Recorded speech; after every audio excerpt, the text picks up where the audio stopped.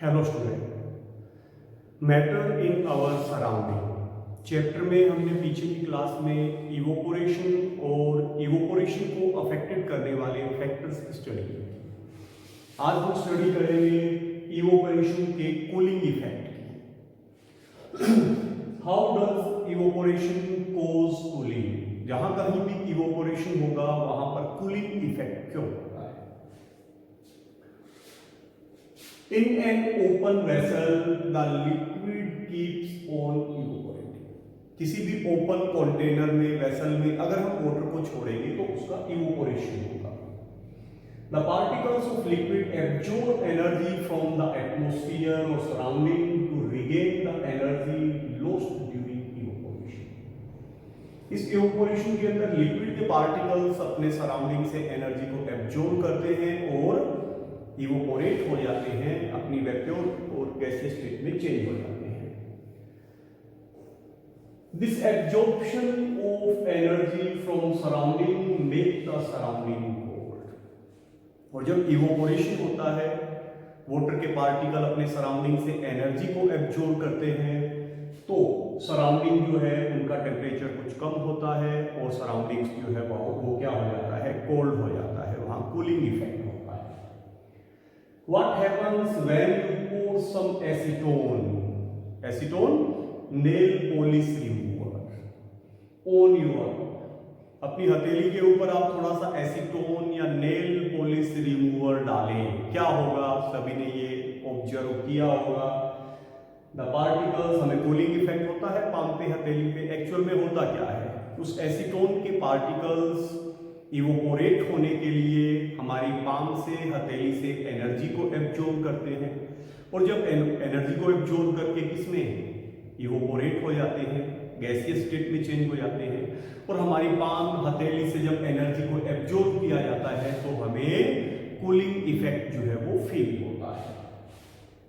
Cause the palm the feel cool after a hot sunny days. ये भी सभी ने ऑब्जर्व किया होगा समर के अंदर, after a hot sunny days, एक हॉट सनी डेज की इवनिंग में people sprinkle water on the roof और ओपन ग्राउंड। इवनिंग के अंदर क्या करेंगे, एक हॉट सनी डेज की इवनिंग में पीपल जो है वो स्प्रिंकल वाटर ऑन रूफ, छत के ऊपर या ग्राउंड के अंदर वाटर स्प्रिंकल करते हैं, पानी छिड़कते हैं, सभी ने ऑब्जर्व किया है, देखा है।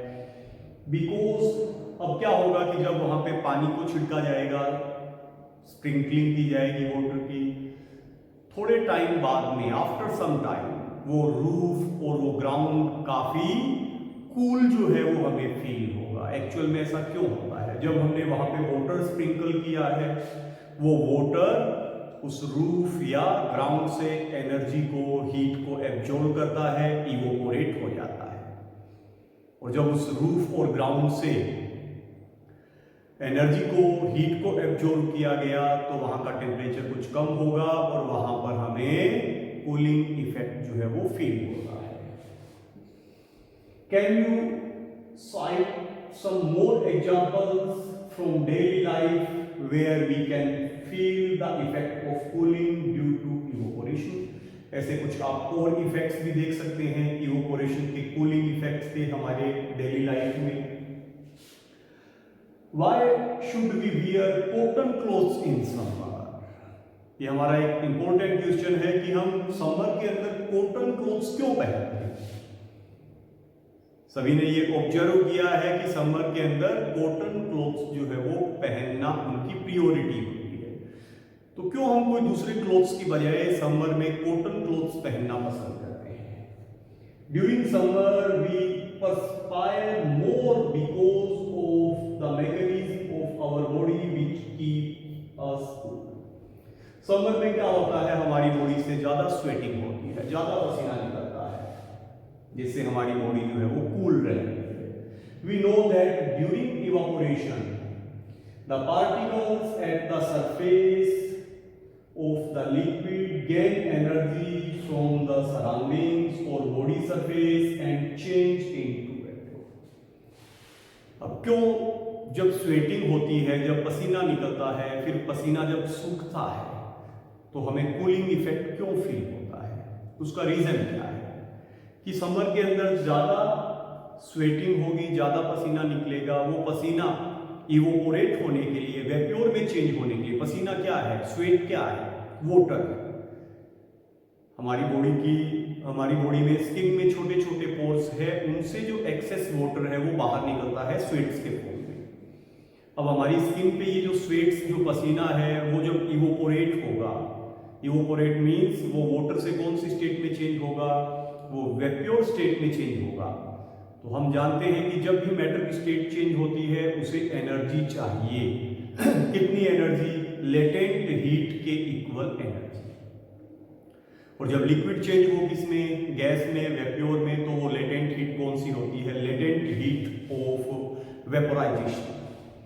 तो जब स्वेटिंग, पसीना आता है और पसीना जब सूखता है तो वो वाटर, स्वेट्स के फॉर्म में जो वाटर है वो इवोपोरेट होगा। इवोपोरेट होने के लिए वो हमारी बॉडी से लेटेंट हीट के इक्वल हीट को, एनर्जी को एब्जॉर्ब करेगा और इवोपोरेट हो जाएगा, वेप्योर में चेंज हो जाएगा। और इस वेप्योर में चेंज होने के लिए उसने जो हमारी बॉडी से हीट को एब्जॉर्ब किया है, उसके रीजन से हमारी बॉडी का टेम्परेचर कुछ कम होता है, मीन्स हमें कूलिंग इफेक्ट जो है वो फील होता है। ये रीजन है।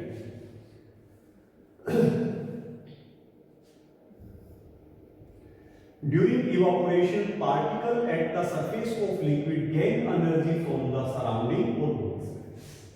हमारी बॉडी सरफेस से क्या की जाएगी, एनर्जी को गेन किया जाएगा, liquid means sweat, and change into vapour.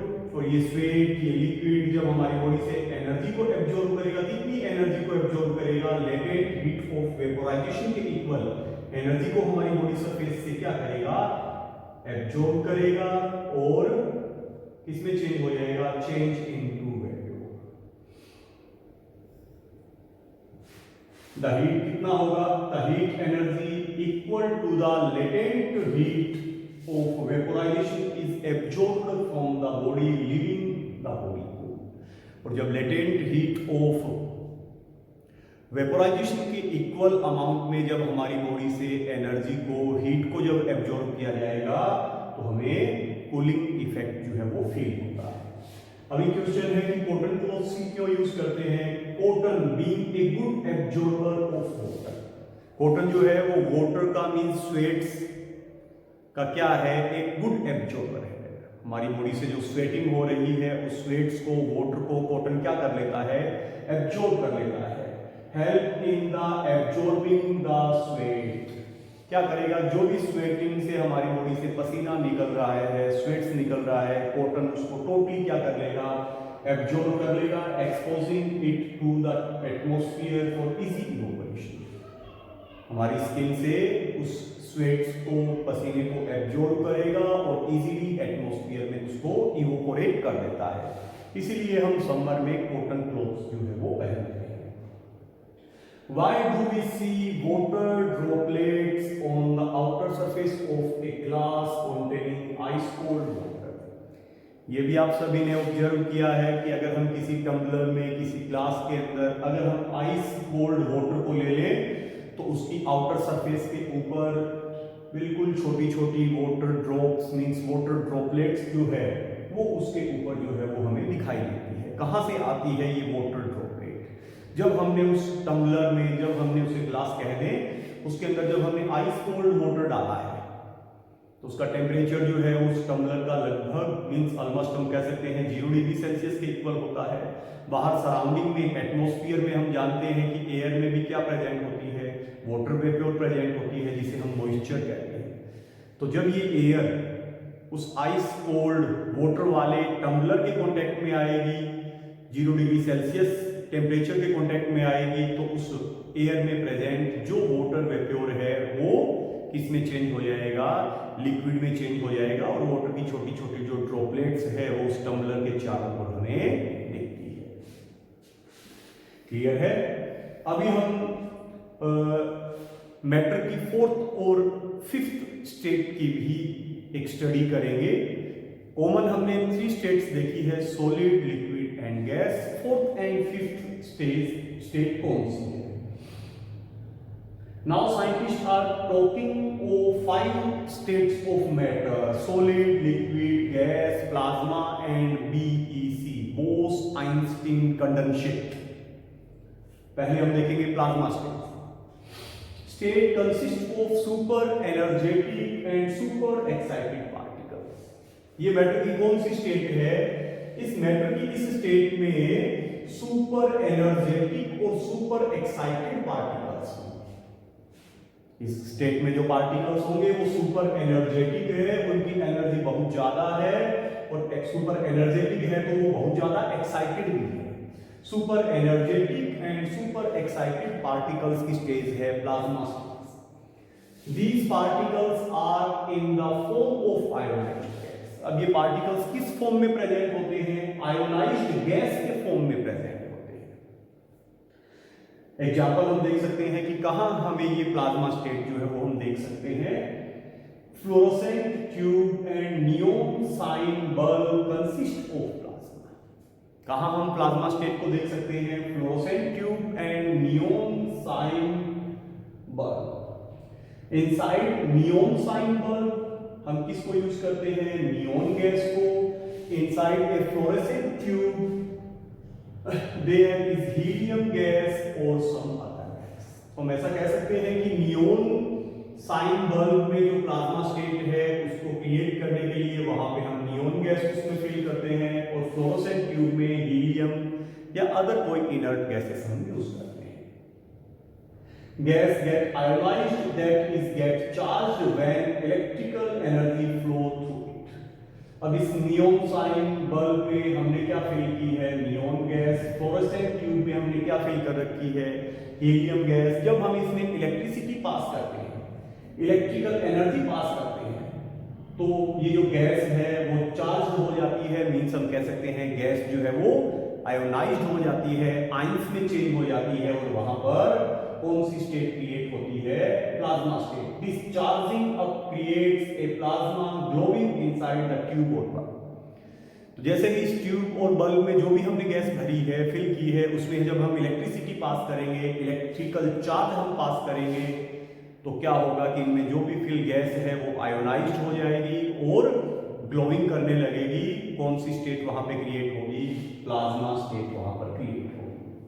The plasma glow with A special. Plasma जो है वो एक स्पेशल कलर में ग्लो करेगी। वो कलर किस पे डिपेंड करेगा? Colour depending on the nature of gas.